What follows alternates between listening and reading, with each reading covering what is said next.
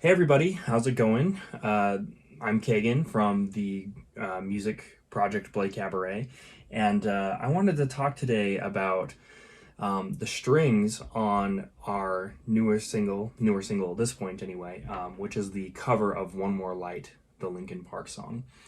And I've kind of been looking back at the album that we did last year, and I think that it's really clear that, I'm coming off as, somebody who's singing and possibly writing the songs, but the truth is that what I really do is string writing.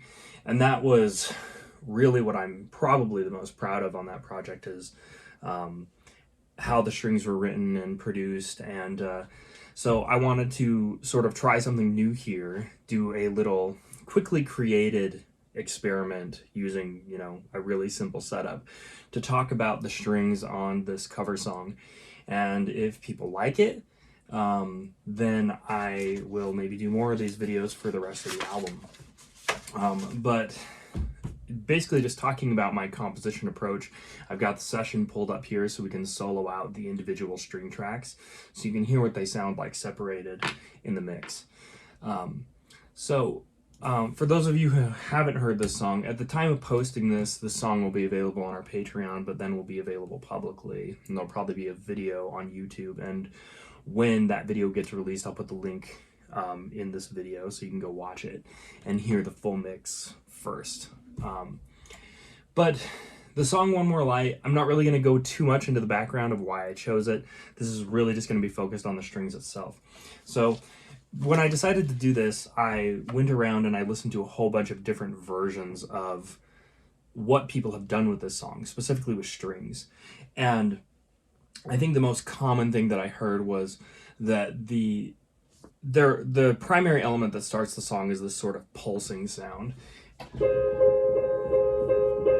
And this is how it's been done most of the time, is on the piano, which makes sense. It's a very pianistic effect. And then the solo, like the string player, will play the vocal line. But I wanted to do something that was really just purely string driven, get a sound that's totally string driven. So that pulsing sound I decided to give to the violins, and they're playing this figure together. So it sounds like this, and this is just the violins. And the idea, one of the techniques that I wrote for them playing this is they're slurred for every 4 notes. And so for every bow stroke, they're playing 4 notes. So it gives this airier sort of texture that makes it not like really percussive. Because this is a song that needs to have sort of a simple song, a simple feeling, and a lot of reverence to it.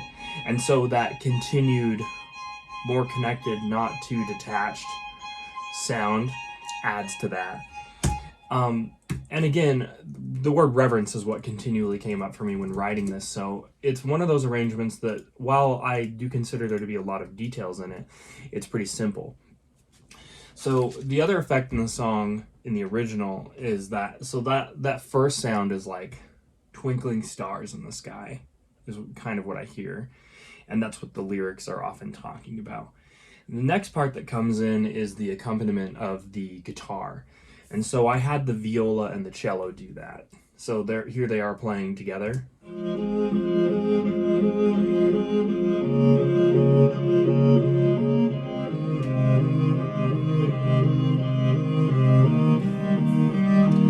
And it's a very minimalist, repetitive figure. But I mean, if you listen to any sort of minimalist music like Philip Glass or anybody like that, the idea behind having a good looping minimalist piece of music is that it has to change up just enough. So one of the main things that I did here to make that happen is that the direction of what the notes are playing are kind of change. So the viola is often going like this, and the cello is alternating between going like this with it and then going contrary. And you can kind of hear it, so it's kind of like the piano's not selected.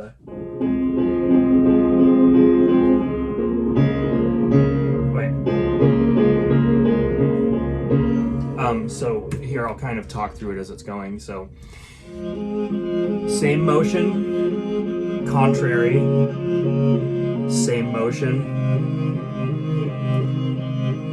contrary. So it's changing up just enough that it remains interesting the whole time. And the other thing with the harmonies in this song is that we're not using harmonies that are, strictly major and minor chords. There are some nice ninth chords in there that give it a little bit of color. And I think that's one of the really important things to be able to capture the essence of this particular song, is getting that sweetness and that melancholy of ambiguity of chords that have a little bit more color to them than just strictly major and minor chords. So that pretty much stays like that, letting this song breathe and letting it be the sort of piece that it is, where it's exploring things like grief and loss. It didn't really need to be all that complicated, but it does get more intricate later. So when we get to the first chorus here, the violins are still doing the same thing, but they're playing totally detached now because there's a bit more intensity in the chorus. So same figure, but it's not as connected anymore. Now it really is detached the whole time, not at a super high dynamic. And the viola and cello still kind of separating the ensemble in halves. If I go to measure 30, they're just they've transitioned from doing that melodic guitar figure to doing a more traditional string pad.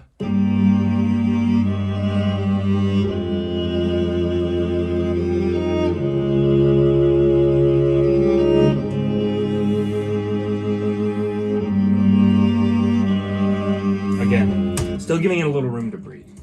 But verse 2 is where things get interesting, I think.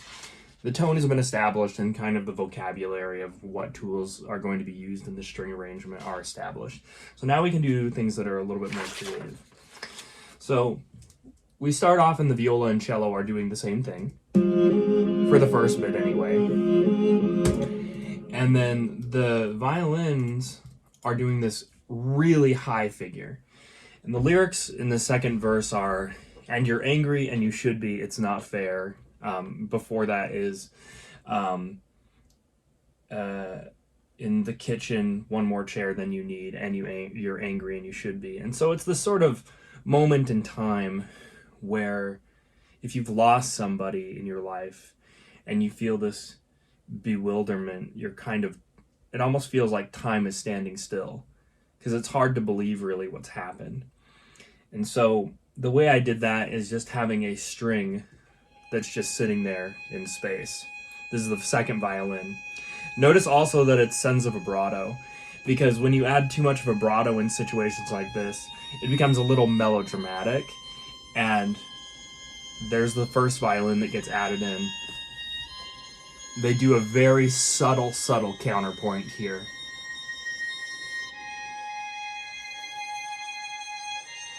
And this is just that moment of fragility and loss when you've been in these moments of, despair. And notice the vibrato slowly gets added in. So by here we have it completely. And that's the whole second verse. It's really, really simple. But that's what that pain feels like. It's just that's very, very... I just see, in the kitchen, looking at the table with a missing chair. It's all you need. It's film scoring, basically.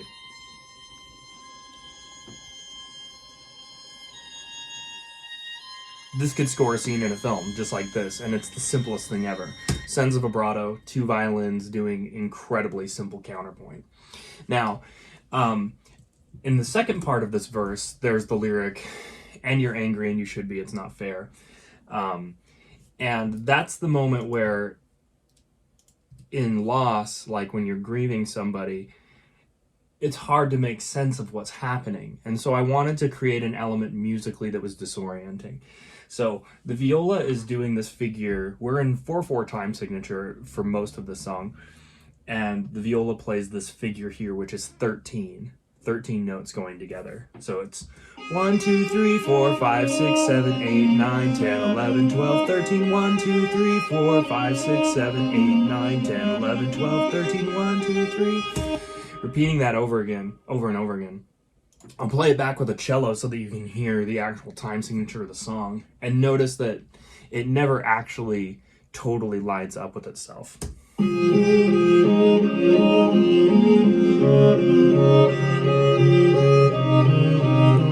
So every time the viola line restarts, it's never at the beginning of a measure.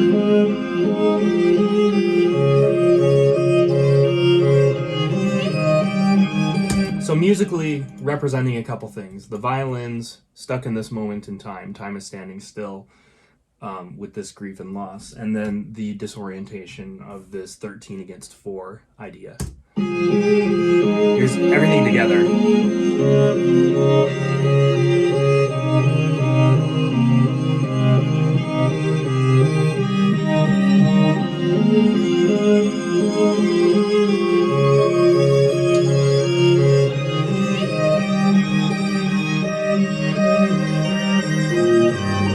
Okay, going into chorus 2 here. So we're returning kind of to a really similar figure. So first off, the violins are doing the same thing that they were doing before, but they're doing it up a whole octave. So it's got more of a severity to it almost. Really glassy, high register violins. But at the same time, the viola doing its same figure has now locked from 13 to 16, so it now locks into the full group with a measure in 4/4. And it's because the chorus of this song has actually moved to this feeling of conclusion. This idea that all life is precious. Who cares if one more light goes out? Well, I do. And the chorus is kind of a proclamation in this song. So when you put it all, when you have the viola back against the cello, it goes 1, 2, 3, 4, 5, 6, 7, 8, 9, 10, 11, 12, 13, 14, 15, 16. And it hits right on the beat. Big shout out to my violist friend Sonny for playing this line. It's an A flat and it goes into a high register in viola, and she just played it so gorgeous. I just listened to this all day. I mean, that with the vocals alone, I'd be happy with that. It's just beautiful. Not complimenting myself, complimenting the player. She did a fantastic job. So all of that together in the second verse with the glassy violins and the more certainty in the viola, it sounds like this.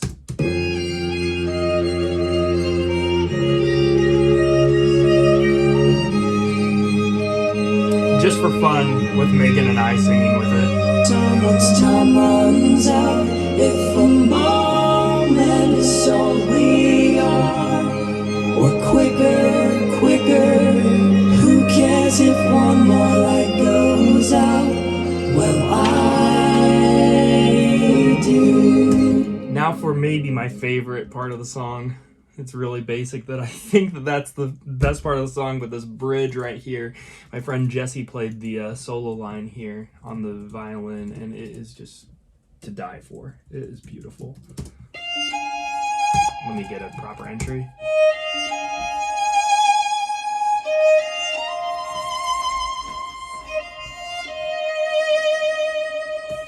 You'll notice that it's actually the exact same melody as the verse, but it's got these little grace note portmanteaus in there.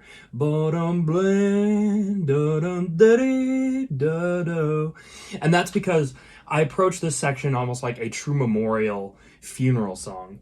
And it made me think of Amazing Grace and how that is sung and how it often has the drone underneath it. So you could almost play this just with a pedal chord underneath it. So I would like...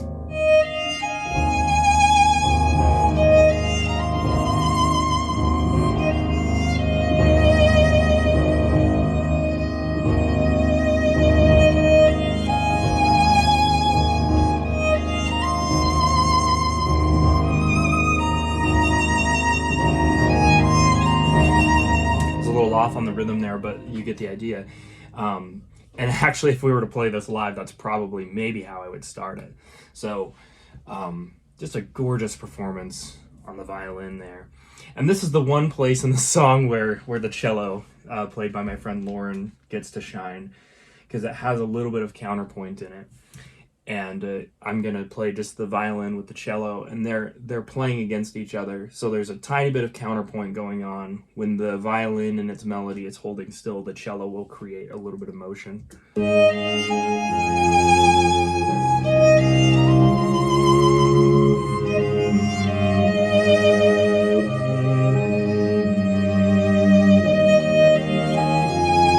the beauty of counterpoint.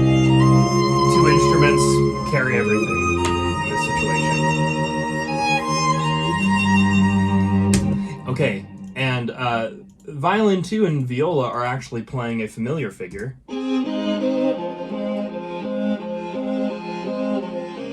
That same thing from the first verse. But in this case, the viola is actually still in the register that it can play the exact cello part. So we've just kind of, taken what the cello was playing and given it to the viola, and taken what the viola was playing and given it to violin 2. It's the exact same stuff though, but the color, because you've switched it to these different instruments, is totally new. Another way to get a lot of mileage out of a very repetitive figure: change the instrumentation.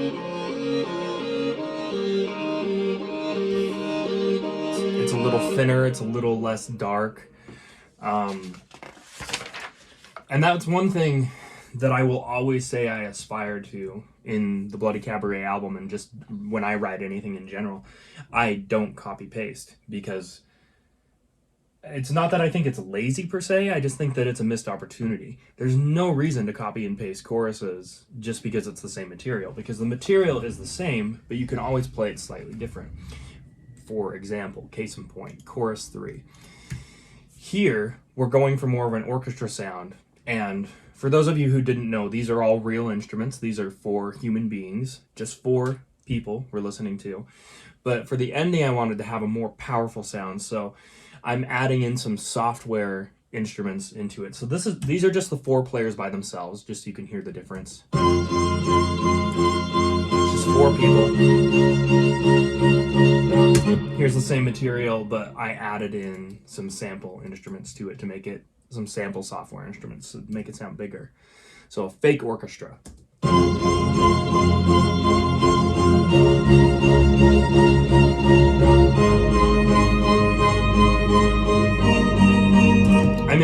I'm infamous for really hating software instruments, specifically software strings. They're great for mock-ups, but I don't like to put them in final music unless it's a situation like this where they're just blended in such a way.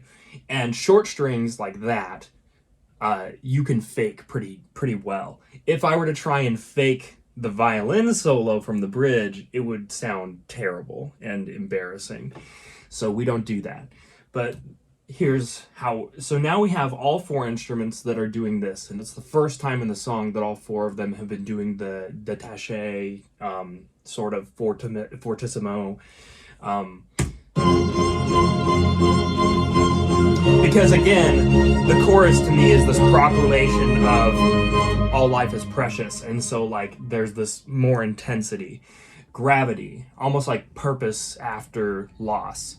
A newfound purpose after the loss of a loved one is what this song is about to me. Everybody can have their own opinion, but that's what it's about to me. And we do have a slight reprise here,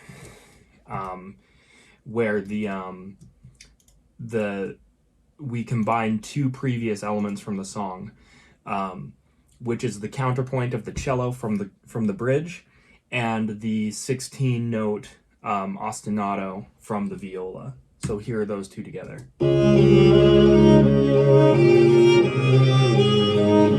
And they're playing this with the violins that are doing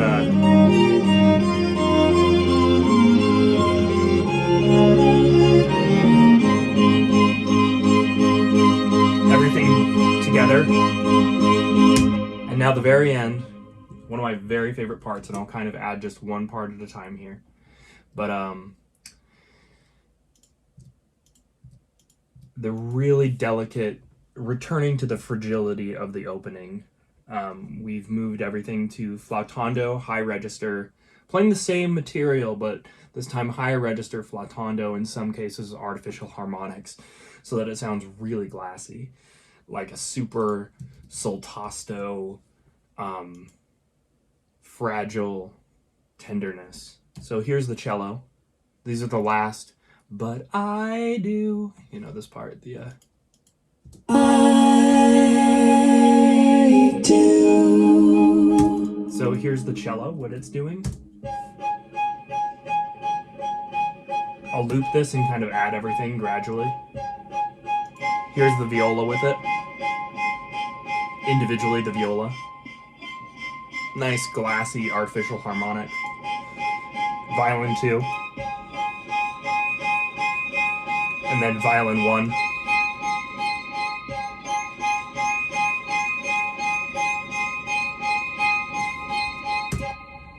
Yeah, so perfect way to end the song. Starting and ending with delicateness and fragility. But yeah, I guess I just really wanted to do this because it's so important to me with string arrangements that there's just this rich literature from classical music that I don't feel like is being used in tunes like this anymore, like pop tunes or whatever. Strings are kind of used as a bed, like, it's like a pad on a synth keyboard, and you can do so much more with it. It's a storytelling element, and I feel like what I put into the strings is just as important as what comes out of my throat when I sing. So I hope you enjoyed this. I hope you had fun listening to me talk about and nerd out on something that I'm really passionate about. And honestly, this is one of the simpler arrangements. So imagine how long I would talk on about something from the album, like Murder Dream or something like that. But please let me know if you enjoyed this in the comments. I'd love to do more of this. I really would. And if this format works, it's really easy for me to produce, to just, record on my phone and talk about something. But if you have any suggestions or, just comments in general, please let me know. I'd love to hear your opinions about this. It's always hard to find something to do on YouTube because creating music is super expensive. And so just releasing new music all the time is not feasible as an independent musician like I am. So please let me know if you enjoyed this. I'd love to hear your feedback, and I hope you enjoyed the video. Catch you next time.